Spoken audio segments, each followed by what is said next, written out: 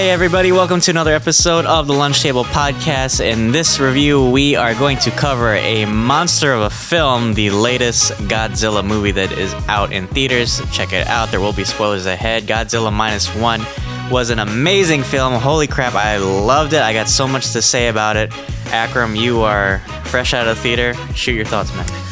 Yeah, it really was great. I haven't seen another Japanese Godzilla movie besides Shin Godzilla, and I was a big fan of that one. And this kind of had similar tones, but obviously this movie was centered on a main character and his struggles. And I thought the themes behind that was really poignant, and the way how they balance back with the themes and the actions of what's going on with Godzilla. Godzilla's threatening in this. He's absolutely terrifying. Without further ado, let's jump into it. Oh, for sure. He was definitely a menace. I think this movie really, Godzilla's the best he's ever been on screen. I think he was just so terrifying just from his first appearance and then throughout the film. I love that it was almost felt like kind of like an origin story for Godzilla in a way, like seeing like his like dinosauric form, and then he kind of like evolved over the course. Also, like I love that this takes place during like World War II in Japan and the Pacific. You know, it kind of goes back to Godzilla's roots in a way. So yeah, Godzilla's awesome. He evolves into this enormous kaiju that we recognize, and he kind of had some new powers, or maybe powers we haven't seen before on screen, which I thought was really cool. And he looked amazing on screen. I mean, Shin Godzilla was terrifying, but man, this version, I think it was a really nice, felt like kind of like the old one, but also kind of like the 2014 one in a way. And he was much more maneuverable. I love how they kind of like showed him as he like traverses like through the water. He's almost like a shark in a way. I thought that was really cool. But yeah, what do you think of his design? Yeah, I mean, it definitely invoked the design from the first appearance of Godzilla, and then plus the time period as well. So I like how they kind of did a reimagining of that, and they tied it back to the humanistic form. But as for his look too, they did something with the atomic breath, which was interesting, where it seemed like the charging was kind of mechanical in a way, kind of functional with those scales on his back. It's really interesting how they did it, and that plays a big part later on, where he basically could send off nukes too, which I thought it ties in really great with Japan as well. But yeah, he's still kind of cute like the Godzilla from 2014 that we know, but with a little original twist to it. Yeah. Yeah, for sure. Well, what did you think of our lead protagonist, Koichi, played by Kamiki Ryunosuke? I thought he gave such a great spirit to this character. You really don't see many monster movies, at least from Western movies that I've found, where the humanistic characters are kind of like the forefront of the monster movie. I just love this kind of idea of this kamikaze pilot coming home and being an outcast just for like surviving. It really kind of explores like war, I think, and it's really interesting because I think the original Godzilla kind of came out of the atomic era concept, out of like the World War II era. So yeah, what do you think of this character? Yeah, I mean, it's it's a really sad arc for him, because of course he kind of cowered away from his duty, but understandably so, and he had to do something else to take care of Godzilla when Godzilla seemed like an adolescent. I'm not really sure how this movie I wasn't really sure how he grew, like realistically thinking about it. So he was supposed to shoot Godzilla, and unfortunately he was too afraid to do so. I don't even know if it would have done something really. And who knows, I think they even tried to nuke Godzilla at one point, and maybe that's how he got his atomic breath. So there's nothing you could do against this force of nature except fight nature, which we'll talk about a little bit later.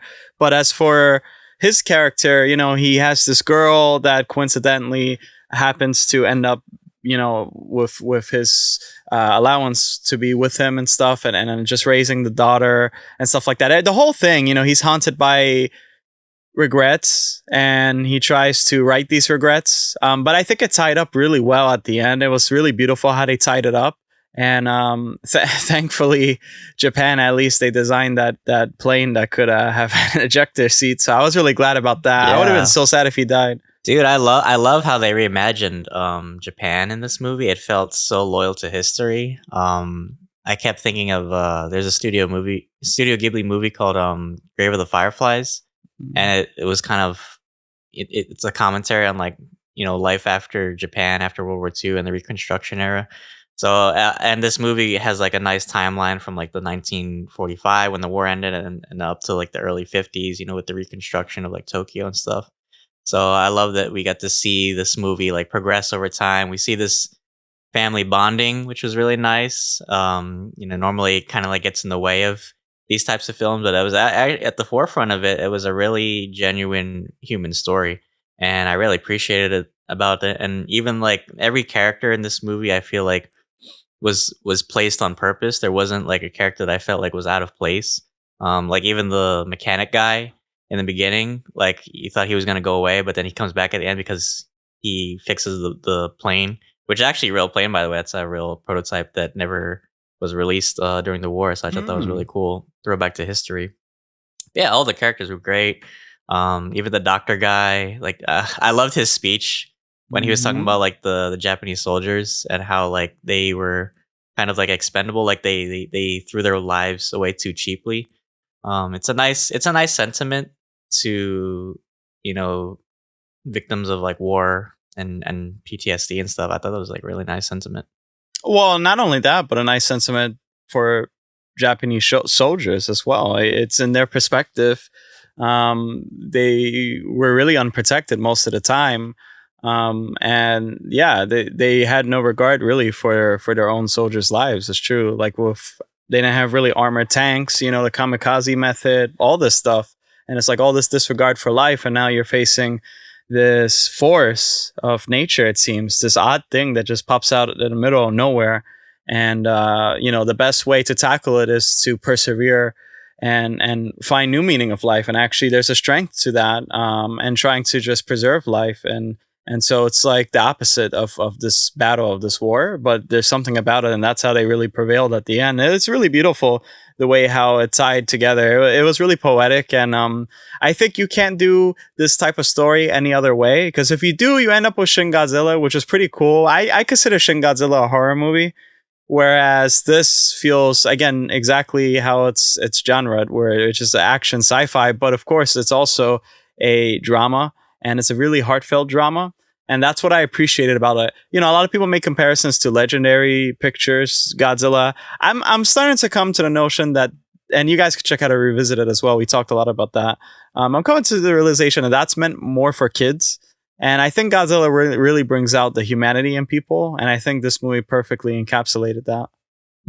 Yeah, oh, for sure. And after watching the new Kong and Godzilla trailer, it's definitely Mm-hmm. a stark contrast. I mean, after watching this, I can't really go back to the original or the new Monarch series.